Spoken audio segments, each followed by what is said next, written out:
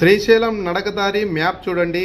ఏ ప్రదేశం ఎంత దూరంలో, ఎంత ఎత్తులో, ఎంత తగ్గులో మన ప్రయాణం సాగుతుందో మనకు తెలుస్తుంది. వెంకటాపురంలో ఉదయం టిఫిన్ చేసి తూర్పు ఈశాన్యంగా 6 కిలోమీటర్లు నడిస్తే ఆంజనేయ స్వామి గుడి వస్తుంది. ఆంజనేయ స్వామి గుడి దర్శించిన తర్వాత ఎక్కడా ఆగకుండా 4 కిలోమీటర్లు నడిస్తే వీరభద్ర స్వామి గుడి వస్తుంది. అక్కడ నుండి అర్ధ కిలోమీటర్ నడిస్తే నాగలొట్టి వస్తుంది. అక్కడ భోంచేసి బాటిళ్లలో నీళ్లు నింపుకోవాలి. అక్కడ నుండి 1 కిలోమీటరు కొండ ఎక్కితే గోపురం శివాలయం వస్తుంది. అక్కడ నుండి 12.5 కిలోమీటర్లు చాలా దూరం ఓపికతో నడిస్తే రాత్రికి పెద్ద చెరువుకు చేరుకుంటాం. అక్కడ భోంచేసి ఆ రాత్రి పెద్ద చెరువు గ్రామంలో పడుకొని ఉదయం అక్కడే టిఫిన్ చేసి అదే టిఫిన్ సర్ది కట్టుకొని నీళ్లు బాటిల్స్ నింపుకొని కోరికలకొండ కత్తలకొండ దాటుకొని 8 కిలోమీటర్లు నడిస్తే మధ్యాహ్నం 3 గంటలకు సీతమ్మ బావికి చేరుకుంటారు. సీతమ్మ బావి వద్ద నీళ్లు బాగుండవు కాబట్టి పెద్ద చెరువు నీళ్లే పొదుపు చేసుకొని వాడుకోవాలి. ఇక్కడే భోంచేసి 2 కిలోమీటర్లు జాగ్రత్తగా నడిచి కొండ దిగితే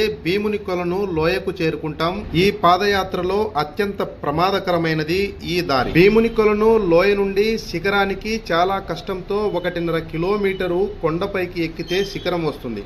ఈ శిఖరం దగ్గర రాత్రి భోజనం చేసుకుని హటకేశ్వరం, పాలధార, పంచదార, సాక్షి గణపతిని దాటి శ్రీశైల దేవస్థానం దర్శించుకుని శ్రీశైల యాత్ర పూర్తి చేస్తాం. శ్రీశైల యాత్ర పూర్తి చరిత్ర విశేషాలు మీరు చూడాలనుకుంటే 2000, 2023, 2024 సంవత్సరాలలో నేను చేసిన శ్రీశైల పాదయాత్ర వీడియోలను చూడండి.